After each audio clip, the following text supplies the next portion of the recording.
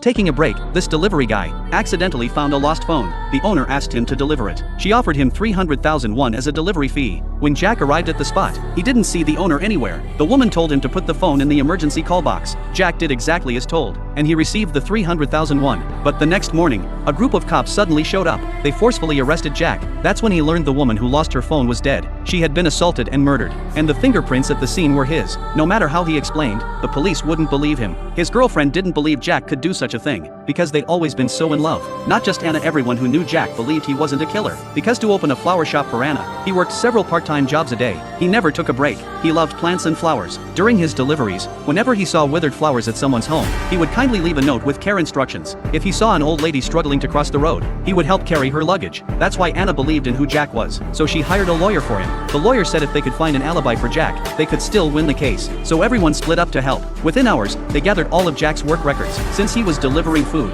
it was easy to track his movements. That's when they realized how hard he had been working. He'd barely rested for even a moment. The lawyer confidently said with this evidence, Jack would soon be released. Everyone was happy to hear the case could be won. But once the trial began, something unexpected happened. It turned out Jack had once delivered food to the victim. Normally, delivery runs are very quick, but the security footage showed he stayed for 7 minutes. That made Jack recall the scene. That time was spent writing down flower care tips for a resident. He explained that he thought a potted plant was placed in the wrong spot. That kind of plant could only handle half a day of sunlight, so he moved the pot to a better place and wrote down care instructions for it. That's why he stayed a bit longer. It sounded like a weak excuse, but the opposing lawyer didn't press on. Instead, they presented a second piece of evidence. The footage showed Jack dragging a suitcase, hurrying down the street. That suitcase was the one he carried for an elderly woman. But the suitcase had a dark story. It was the very same suitcase the killer used to dump the body. Jack was completely stunned. When he finally realized it, he knew he'd fallen into a trap, because everything was way too coincidental, and his fingerprints were indeed on the victim's phone. Jack tried desperately to explain himself, but the more he talked, the more the evidence pointed straight at him.